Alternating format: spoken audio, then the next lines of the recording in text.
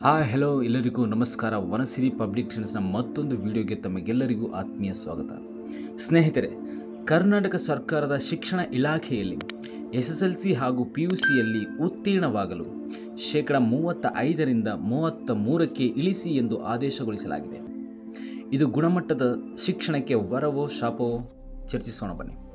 ವೀಕ್ಷಕರೇ, ರಾಜ್ಯದ SSLC ಹಾಗೂ PUCಯ ವಿದ್ಯಾರ್ಥಿಗಳ ಫಲಿತಾಂಶದಲ್ಲಿ ಇಳಿಕೆಯಾಗುತ್ತಿರುವ ಹಿನ್ನೆಲೆಯಲ್ಲಿ ಈ ಆದೇಶವನ್ನು ಹೊರಡಿಸಲಾಗಿದೆ. ಇದರ ಪ್ರಕಾರ ವಿದ್ಯಾರ್ಥಿಯು ಆಂತರಿಕ ಹಾಗೂ ಬಾಹ್ಯ ಅಂಕಗಳನ್ನು ಒಟ್ಟುಗೂಡಿಸಿ 33 ಅಂಕವನ್ನು ಪಡೆಯಬೇಕಾಗಿದೆ. ಈ ಆದೇಶದ ಪರವಾಗಿ ರಾಜ್ಯದ ಜನತೆಯಲ್ಲಿ ಪರ ವಿರೋಧ ಚರ್ಚೆಗಳು ನಡೆಯುತ್ತಿದೆ. ಅದೇನೇ ಇರಲಿ, ಈ ಆದೇಶದಿಂದ ಹಿಂದುಳಿದ ವಿದ್ಯಾರ್ಥಿಗಳಿಗೆ ಅನುಕೂಲವಾಗಬಹುದು, ಜೊತೆಗೆ ಶಿಕ್ಷಣವನ್ನು ಮುಂದುವರಿಸಲು ಸಾಧ್ಯವಾಗಬಹುದು. ಆದರೆ ಮುಂದುವರಿಯುತ್ತಿರುವ ಈ ಕಾಲದಲ್ಲಿ ಶಿಕ್ಷಣ ಕ್ಷೇತ್ರದಲ್ಲಿ ಅಗಾಧವಾದ ಬೆಳವಣಿಗೆಯಾಗುವ ಬದಲು ವಿದ್ಯಾರ್ಥಿಗಳ ಫಲಿತಾಂಶ ನಕಾರಾತ್ಮಕವಾಗಿರುವುದು ಬಹಳ ಶೋಚನೀಯವಾಗಿದೆ. ಸ್ಪರ್ಧಾತ್ಮಕ ಯುಗದಲ್ಲಿ ಸರ್ಕಾರಿ ಹುದ್ದೆಗಳಿಗೆ ತೀವ್ರ ಪೈಪೋಟಿಯನ್ನು ಇಂದು ನಾವು ಮನಗಾಣಬಹುದು. ಕೆಲವೇ ಹುದ್ದೆಗಳಿಗೆ ಲಕ್ಷಾಂತರ ಅಭ್ಯರ್ಥಿಗಳ ಅರ್ಜಿಯನ್ನು ಸಲ್ಲಿಸುತ್ತಿದ್ದಾರೆ.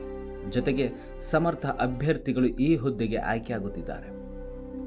ಆದರೆ ಇಂದು ಆಗುತ್ತಿರುವ ಶೈಕ್ಷಣಿಕ ಕ್ಷೇತ್ರದಲ್ಲಿನ ಹಿನ್ನಡೆ ಮುಂದೊಂದು ದಿನ ಸರ್ಕಾರದ ಕ್ಷೇತ್ರಗಳಲ್ಲಿ ಜವಾಬ್ದಾರಿಯುತ ಸೇವೆ ಸಲ್ಲಿಸಲು ಅಭ್ಯರ್ಥಿಗಳು ಸಿಗುವುದು ಕಷ್ಟಕರವಾದೀತು. SSLC ಹಾಗೂ PUCಯಲ್ಲಿನ ಫಲಿತಾಂಶಗಳ ಇಳಿಕೆಗೆ ಮುಖ್ಯ ಕಾರಣವಾದರೂ ಏನು? ವೀಕ್ಷಕರೇ, SSLC ಹಾಗೂ PUCಯಲ್ಲಿನ ಫಲಿತಾಂಶದ ಇಳಿಕೆಗೆ ಇಂದಿನ ದಿನಗಳಲ್ಲಿ ಮಕ್ಕಳು ಯಥೇಚ್ಛವಾಗಿ ಸಾಮಾಜಿಕ ತಾಣಗಳನ್ನು ಬಳಸುತ್ತಿರುವುದು. ಈ ಸಾಮಾಜಿಕ ತಾಣಗಳು ಚಿಕ್ಕ ಮಕ್ಕಳಿಂದ ಹಿಡಿದು ವಯೋವೃದ್ಧರವರೆಗೆ ಆವರಿಸಿಕೊಂಡಿದೆ. ಫೇಸ್ಬುಕ್, ಇನ್ಸ್ಟಾಗ್ರಾಮ್, ಟಿಕ್ಟಾಕ್, ವಾಟ್ಸಪ್, ಟ್ವಿಟರ್ಗಳಲ್ಲಿನ ಯಥೇಚ್ಛವಾದ ಸಮಯ ಕಳೆಯುವುದರಿಂದ ಶಿಕ್ಷಣದ ಆಸಕ್ತಿ ಕಡಿಮೆಯಾಗುತ್ತಿದೆ ಎನ್ನಬಹುದು. ಈ ಸಾಮಾಜಿಕ ಜಾಲತಾಣಗಳಿಂದಲೂ ಶಿಕ್ಷಣಕ್ಕೆ ಸಂಬಂಧಿಸಿದ ವಿಚಾರಗಳನ್ನು ತಿಳಿಯಬಹುದು. ಆದರೆ ಇಂದಿನ ಯುಗದ ವಿದ್ಯಾರ್ಥಿಗಳು ಶಿಕ್ಷಣ ಬದಲಾಗಿ ಮೋಜು ಮಸ್ತಿ, ಮನೋರಂಜನೆ, ಸಮಯ ಕಳೆಯಲು ಬಳಸುತ್ತಿರುವುದು ಬಹಳ ವಿಷಾದನೀಯವಾಗಿದೆ.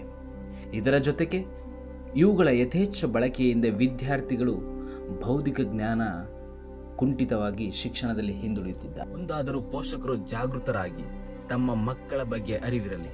ಜೊತೆಗೆ ಈ ಸಾಮಾಜಿಕ ಜಾಲತಾಣಗಳಿಂದ ದೂರವಿರಿಸಿ ಮಕ್ಕಳ ಶಿಕ್ಷಣದ ಕಡೆ ಗಮನ ನೀಡಬೇಕಾಗುತ್ತದೆ. ತಮ್ಮ ಮಕ್ಕಳ ಶಾಲೆಯಲ್ಲಿನ ಪ್ರಗತಿಯನ್ನು ಪರಿಶೀಲಿಸಿ ಮನೆಗೆ ಬಂದಾಗ ಪುಸ್ತಕ ಅಭ್ಯಾಸವನ್ನು ಪೋಷಕರೇ ಮೂಡಿಸಿದರೆ ಬಹಳ ಒಳಿತಾದೀತು. ಜೊತೆಗೆ ಉತ್ತಮ ಕಲಿಕಾ ವಾತಾವರಣವನ್ನು ಸೃಷ್ಟಿಸಬೇಕು. ಅವರ ಆರೋಗ್ಯದ ಮೇಲೆ ಹೆಚ್ಚಿನ ಪ್ರಾಧಾನ್ಯತೆಯನ್ನು ನೀಡಿದರೆ ಉತ್ತಮ ಫಲಿತಾಂಶವನ್ನು ನಿರೀಕ್ಷಿಸಬಹುದು. ಮಕ್ಕಳ ಉತ್ತಮ ಫಲಿತಾಂಶಕ್ಕೆ ಸರ್ಕಾರದ ಜವಾಬ್ದಾರಿಯೂ ಬಹಳಷ್ಟಿರುತ್ತದೆ. ಮಕ್ಕಳ ಉತ್ತಮ ಕಲಿಕೆಗಾಗಿ, ಗುಣಮಟ್ಟದ ಶಿಕ್ಷಣಕ್ಕಾಗಿ ಸುಸಜ್ಜಿತವಾದ ತರಗತಿ ಕೋಣೆಗಳು, ಶೌಚಾಲಯಗಳು ಹಾಗೆ ಶಿಕ್ಷಕರ ನೇಮಕಾತಿಯನ್ನು ಮಾಡಬೇಕಾಗುತ್ತದೆ. ಮಕ್ಕಳ ಪಠ್ಯಕ್ರಮಗಳನ್ನು ಸಡಿಲಗೊಳಿಸಿ ಗುಣಮಟ್ಟದ ಶಿಕ್ಷಣಕ್ಕಾಗಿ ರೂಪುರೇಷೆಗಳನ್ನು ರೂಪಿಸಿ ಜಾರಿಗೆ ತಂದರೆ ಉತ್ತಮ ಫಲಿತಾಂಶವನ್ನು ತರಬಹುದು. ಜೊತೆಗೆ ರಾಜ್ಯದ ಎಲ್ಲ ಶಾಲೆಗಳ ಮೇಲ್ವಿಚಾರಣೆ ಅತ್ಯಗತ್ಯವಾಗಿದೆ. ಸರ್ಕಾರವು ಈ ಜವಾಬ್ದಾರಿಯನ್ನು ವಹಿಸಲೇಬೇಕು. ಈ ಮೇಲ್ವಿಚಾರಣೆಯಿಂದ ಶಾಲೆಯಲ್ಲಾಗುತ್ತಿರುವ ಶೈಕ್ಷಣಿಕ ಚಟುವಟಿಕೆ, ಶಿಕ್ಷಕರ ಕರ್ತವ್ಯ ನಿರ್ವಹಣೆ ಇವೆಲ್ಲವನ್ನು ಗಮನಿಸಿ ಎಲ್ಲಿ ಲೋಪದೋಷಗಳು ಕಂಡುಬರುತ್ತದೆಯೋ ಆಗಾಗ್ಗೆ ಎಚ್ಚರಿಸಿದರೆ ಉತ್ತಮ ಫಲಿತಾಂಶವನ್ನು ನಿರೀಕ್ಷಿಸಬಹುದು. ವಿದ್ಯಾರ್ಥಿಗಳ ಉತ್ತಮ ಫಲಿತಾಂಶದಲ್ಲಿ ಬಹುತೇಕ ಪಾಲು ಶಿಕ್ಷಕರದ್ದೇ ಆಗಿರುತ್ತದೆ ಎನ್ನಬಹುದು. ಶಿಕ್ಷಕರಾದವರು ಉತ್ತಮ ಕಲಿಕಾ ವಾತಾವರಣವನ್ನು ಸೃಷ್ಟಿಸಿ ಸರಳ ಬೋಧನಾ ಕ್ರಮಗಳ ಮೂಲಕ ಆಸಕ್ತಿದಾಯಕವಾಗಿ ಬೋಧಿಸಿದಾಗ ಮಕ್ಕಳ ಕಲಿಕೆ ಸಾಧ್ಯವಾಗುತ್ತದೆ. ಶಿಕ್ಷಕರಾದವರು ಮಕ್ಕಳ ಬೌದ್ಧಿಕ ಬೆಳವಣಿಗೆಗೆ ಹಾಗೂ ಉತ್ತಮ ಫಲಿತಾಂಶಕ್ಕೆ ಹೆಚ್ಚಿನ ಮಹತ್ವ ತೋರಬೇಕು.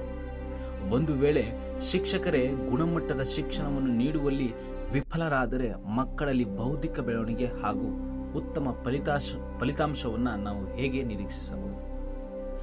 ಸರ್ಕಾರವು ಮಕ್ಕಳ ಫಲಿತಾಂಶದ ಶೇಕಡವನ್ನು ಎಷ್ಟು ಇಳಿಸಿದರೇನು ಏರಿಸಿದರೇನು ಇಲ್ಲಿ ಬಹುಮುಖ್ಯ ಪಾತ್ರ ಶಿಕ್ಷಕರು ಹಾಗೂ ಪೋಷಕರದ್ದೇ ಆಗಿರುತ್ತದೆ.